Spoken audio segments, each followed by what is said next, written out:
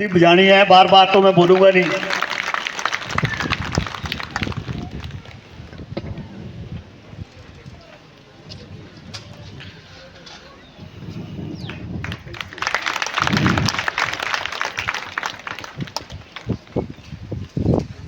धन्यवाद जी। अब मैं रणबीर सिंह मंगरौली से उनसे रिक्वेस्ट करूंगा कि विनोद ठाकुर जी को टोपी पहनाकर उनका स्वागत करेंगे।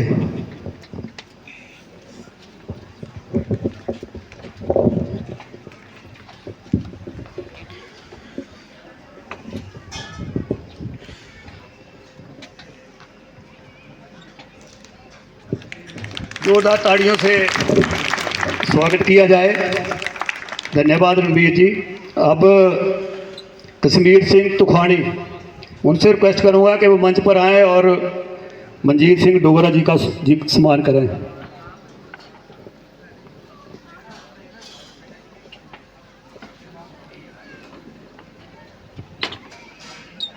हमारे पुराने विधायक हैं तो तालियां जरा जोश से लगा दिया करो।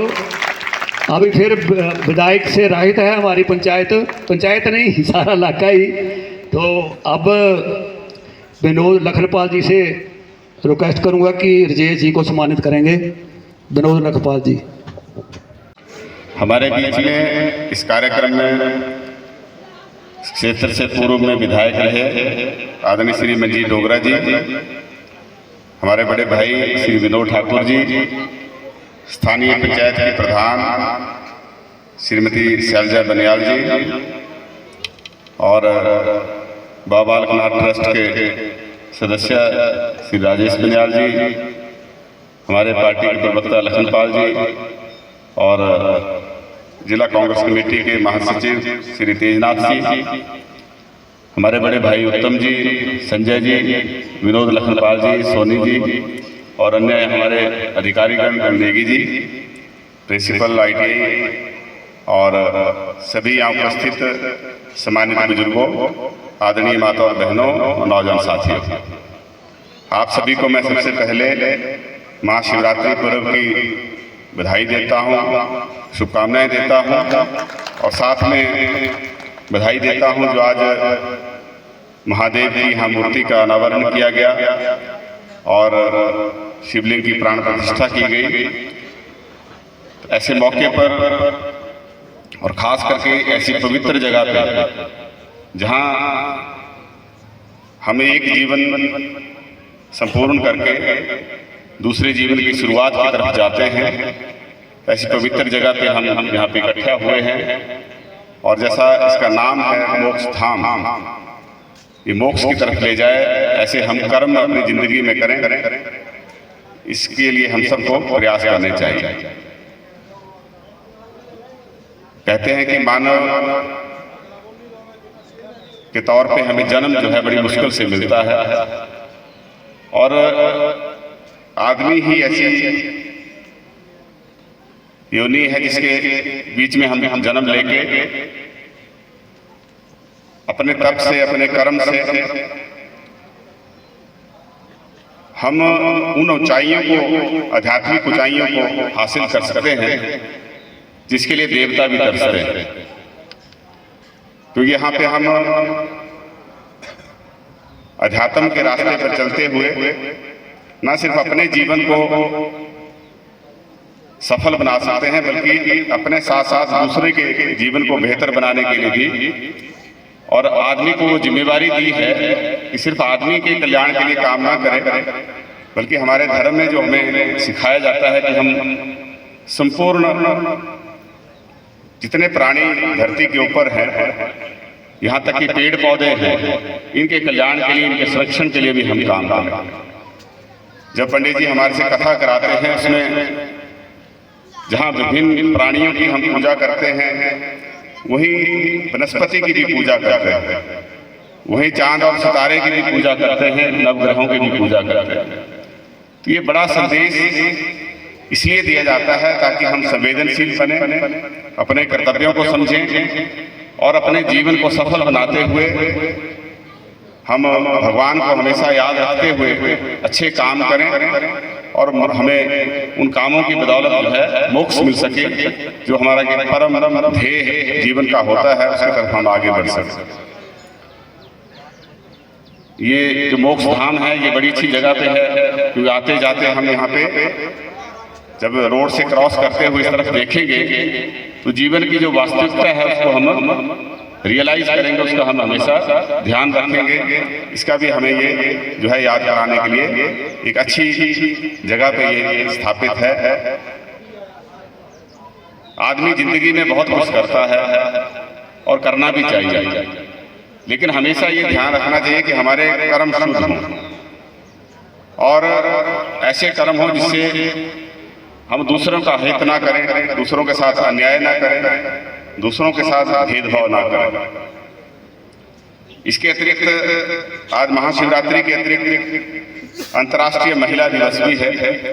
मैं इस मौके पर अपनी बहनों को, माताओं को, इनको भी बधाई देता हूँ, जैसा शैलजा जी ने कहा, और साथ में आपको बधाई देता हूँ जो 3 दिन पहले हिमाचल प्रदेश में हमारे मुख्यमंत्री आदरणीय सुखविंदर सिंह सुक्खू जी ने महिलाओं को सम्मान देने के लिए इंदिरा गांधी प्यारी बहना सम्मान निधि योजना उसकी घोषणा की और ये कहा कि 1 अप्रैल 2024 से हर पात्र महिला को जिसकी उम्र 18 से 60 साल के बीच में होगी उनको 1500 रुपये महीने का जो है वो सम्मान निधि जो है मिलना शुरू होगी।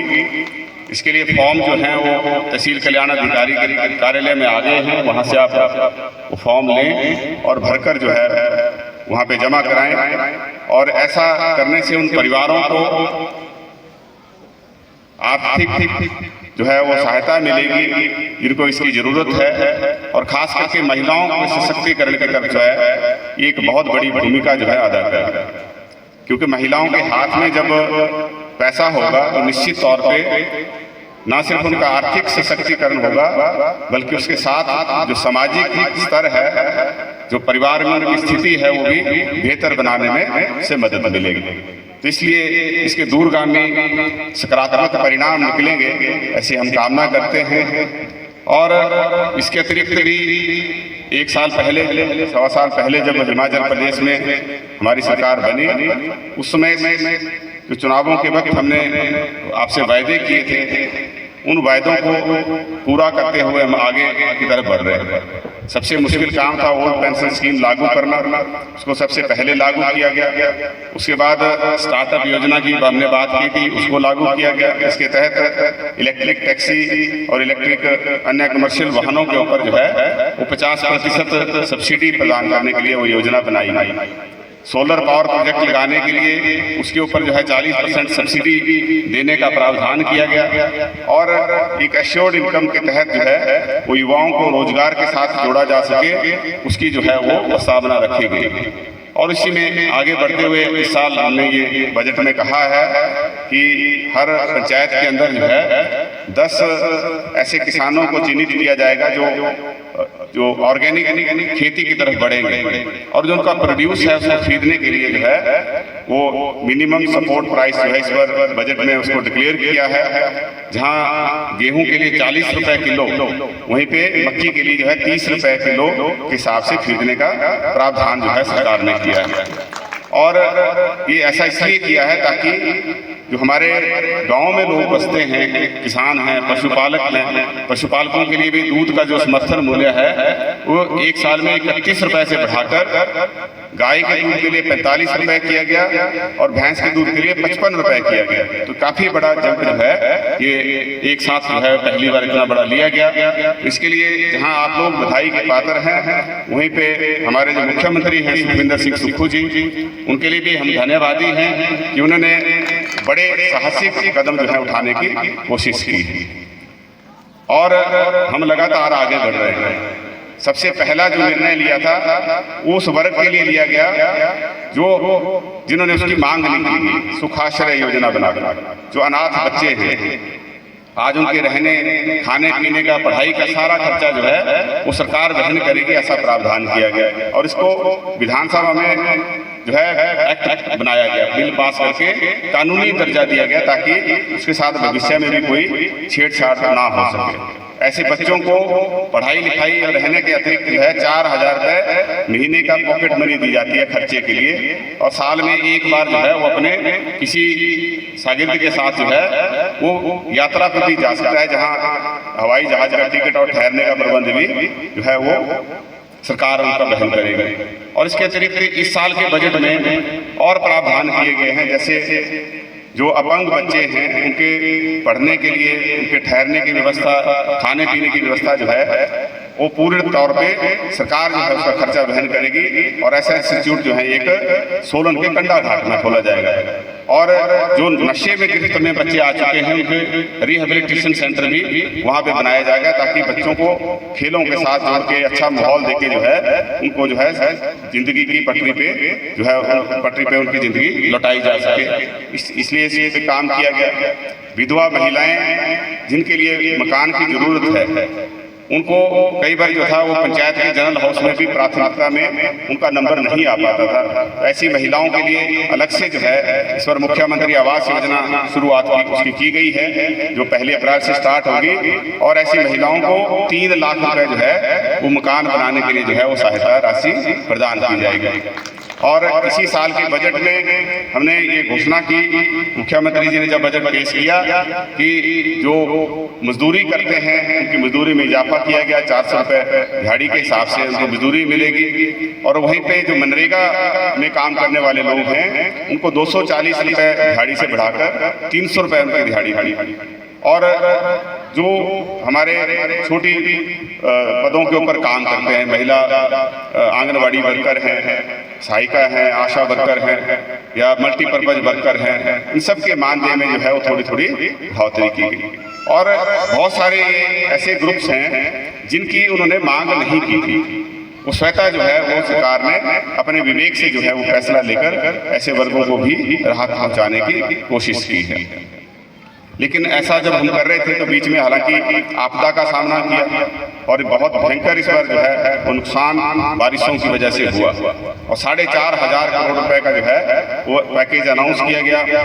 पूरे हिंदुस्तान में जितना राहत जो है राहत राशि हिमाचल प्रदेश में उन मकान मालिकों को दी गई जिनके मकान गिर गए या क्षतिग्रस्त हुए, इतना पूरे हिमाचल के किसी राज्य में नहीं है। यहाँ पे 7 लाख रुपए जो है घर बनाने के लिए जो है वो पैसा दिया गया। और जिसके घर में आंशिक तौर पे क्षतिग्रस्त जो हुए हैं, जहाँ कच्चे मकानों के लिए पहले 4,000 रुपये मिलता था, पक्के मकानों के लिए 6,000 रुपये मिलता था, वहीं उसको बढ़ाकर 1 लाख रुपए किया गया। तो हर तरीके से राहत देने की कोशिश की। तो ऐसे में जब हम आगे बढ़ रहे थे तो हिमाचल प्रदेश में नया बवाल पिछले दिनों आपको देखने को मिला, जिसके आप सब गवाह हैं। उसमें मैं ज़्यादा टीका टिप्पणी नहीं करना चाहता, लेकिन एक जरूर मैं कहना चाहूँगा, जब हम कॉलेज पढ़ते थे, मंजीत डोगरा जी उसमें विधायक होते थे और कुछ टाइम बाद विनोद ठाकुर की भी जिला परिषद सदस्य बने। तो उस समय की परिस्थिति क्या होगी, हम देखते थे कि जो जिला शिमला के हमारे स्वर्गीय वीरभद्र सिंह जी मुख्यमंत्री होते थे, जब मुख्यमंत्री बनने से पहले वहाँ के नेता भी खूब लड़ते थे। विद्या सागर जी का अपना रास्ता था, जय बिहारी लाल जी का अपना रास्ता होता था, ठाकुर रामलाल जी का अपना रास्ता था। तो वो अपनी अपनी लड़ाई लड़ते थे। लेकिन जैसे ही मुख्यमंत्री बनाने की बात आती थी तो सारे शिमला वाले नेता इकट्ठे हो जाते थे और वीरभद्र सिंह जी के साथ चट्टान की तरह खड़े हो जाते थे। हमारा जो वर्तमान परिदृश्य है राजनीति का, इसमें ये चीजें जो निचला हिमाचल है, हमीरपुर में और बिलासपुर में, हमारे ऊना में, इधर ये चीजें थोड़ा कम देखने को मिलती है। हमें शिमला वालों से सीखने की जरूरत है, इतना मैं जरूर कहना चाहूँगा। और तभी उन्होंने इतने साल जो है वो हिमाचल प्रदेश में राज किया। तभी वीरभद्र सिंह जी 6 बार मुख्यमंत्री रहे, 30 साल वो मुख्यमंत्री रहे और लगभग 60 साल तक जो है वो विभिन्न पदों पे रहे, केंद्रीय मंत्री रहे, प्रदेश कांग्रेस कमेटी के अध्यक्ष रहे। इसलिए क्योंकि जब इलाके के लोग साथ खड़े होते हैं तो आदमी जो है निश्चित होकर जो है वो काम करता है, बिल्कुल साहसिक निर्णय लेके आगे बढ़ता है, जिससे लोगों के कल्याण होता है। लेकिन अगर आप टांग खिंचाई में लगे रहेंगे तो स्वाभाविक है मेरा ध्यान जो है उधर उधर लगा रहेगा और जो काम करने होते हैं उससे हम नहीं कर पाते हैं। तो इसलिए हमें भी अपने यहाँ पे जो है वैसा वातावरण बनाना चाहिए। अगर काम कोई अच्छा नहीं कर रहा है तब तो बात ठीक है, तब तो राइट है लोगों के पास 5 साल बाद आप ही फैसला करते हैं और आपके वोट के जरिए जो है वो बदलाव लाते हैं। लेकिन अगर काम सरकार ठीक कर रही हो और उसके बावजूद भी इस तरह का वातावरण बन जाए तो वो जो है वो किसी तरीके से भी लोगों के लिए भी सहनीय नहीं है और ना ही वो जनता के हित में है। तो हमारे हिमाचल प्रदेश में भी आपने हिमाचल की जनता ने जो है वो 5 साल के लिए कांग्रेस की सरकार बनाई थी, हमें 40 सीटें देके आपने यहाँ से जिताया था। तो इसमें इस तरह के हथकंडे अपनाकर किस तरह से जो है वो सरकार को अस्थिर करने की कोशिश हुई है, ये किसी भी तरीके से जो है वो ना तो जनता के हित में है और ना समाज के हित में है, ना उन लोगों के हित में है जो इसका शिकार हुए हैं। तो मैं ज़्यादा ना बोलता हुआ, आप सब इसके जो है गवाह हैं और सब इन बातों को जानते हैं। आप सकारात्मक जो है वो दृष्टिकोण रखते हुए अपना आशीर्वाद जो है वो हमारी सरकार के ऊपर बनाए रखें और आपके आशीर्वाद की ताकत से जो है हम आगे बढ़ेंगे और जनता के हित में जो भी निर्णय भविष्य में भी लेने होंगे उनको लेते रहेंगे। दूसरा जो यहाँ पे कुछ बातें यहाँ पे रखी गई है शैलजा जी ने, हालांकि मेरा तो बड़ा पुराना रिश्ता बणी से है, हालांकि बहुत सारे लोगों से मेरा परिचय नहीं है। मैं तो यहाँ 93 से तूफानी में बुनियाल जी के घर में आना जाना है जब हम कॉलेज में पढ़ते थे, और तब ये मालूम नहीं था कि हम आज के इस जो परिदृश्य यहाँ पे है इसकी भी कल्पना नहीं करते थे किस तरह का समय आएगा कि हम इस रूप में आपके सामने प्रकट होंगे। लेकिन भगवान ने जो भाग्य में लिखा होता है उसके समय जो है आज समय के साथ साथ आदमी आगे बढ़ता है और अपने अपनी ड्यूटी को जो है सही तरीके से निभाता है। तो ये जो मुझे आपने यहाँ जिम्मेवारी दी है, यहाँ पे जो ट्रेड खोलने की बात है, नए जो रेफ्रिजरेशन और एयर कंडीशनिंग का है, दूसरा कॉस्मेटोलॉजी का है, ब्यूटिशियन का है, इन दोनों ट्रेड्स को जो है वो अगले साल से जो है शुरू किया जाएगा। इसमें कोई हमें कोई दिक्कत नहीं है। और दूसरा जो यहाँ शैलजा जी ने विभिन्न मांगे जो है रखी हैं, एक रेड स्टार क्लब की तरफ से है, आप इनके एस्टिमेट जो है उसको बना के दें। मैं आदरणीय मुख्यमंत्री जी से अनुरोध करूंगा और कोशिश करेंगे कि हमारी इस पंचायत को जिसके लिए आपने इतने प्रयास किए हैं, और यहाँ पे बनियाल जी का भी फायदा इनको मिला है प्रधान जी को, क्योंकि ये एस्टिमेट वगैरह बनाने के लिए जो है कन्वर्जेंस में किस तरह से मनरेगा के उसका फायदा लेना है सारा इन्होंने किया है। और इनके सहयोग से जो है जो पंचायत जिस स्तर पे यहाँ पे काम हुए हैं इनको आगे बढ़ाने के लिए निश्चित तौर पे हम जो है अपनी सरकार की तरफ से जो भी संभव होगा उसको करने की कोशिश करेंगे। आप इसके एस्टिमेट बना के दें, रेजोल्यूशन दें और आदरणीय मुख्यमंत्री के आशीर्वाद से हम इनको करवाने के लिए जो है कोशिश करेंगे। तो मैं इन्हीं शब्दों के साथ आप सबका अंत में जो है धन्यवाद करता हूँ कि आपने जो है समय निकाला और इस कार्यक्रम में आकर जो है हम सबको आशीर्वाद दिया। और मैं शैलजा जी को खास करके शुभकामनाएं देता हूं कि आगे बढ़ें और यूं ही जो है अपने इलाके के काम करते रहें। बहुत बहुत धन्यवाद। जय हिंद, जय हिमाचल, हर हर महादेव।